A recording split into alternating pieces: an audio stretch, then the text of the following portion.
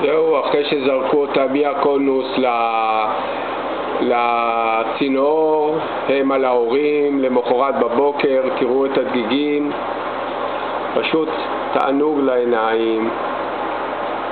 שני בלו דיימונדים, הורים, יום הראשון על ההורים הדגיגים. הנה, גם על הזכר, גם על הנקבה.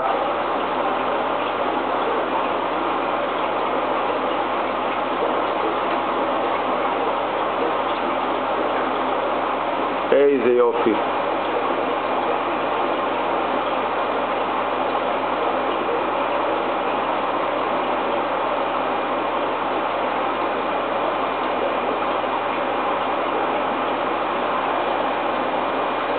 יש עליהם לא מעט גיגים, אני מעריך שבסביבות 150.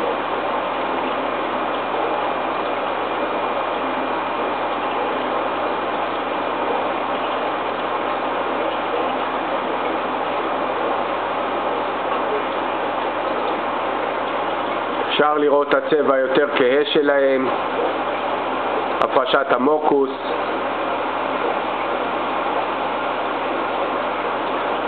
הנה הזכר מאחור, הנקבה קצת יותר קדימה.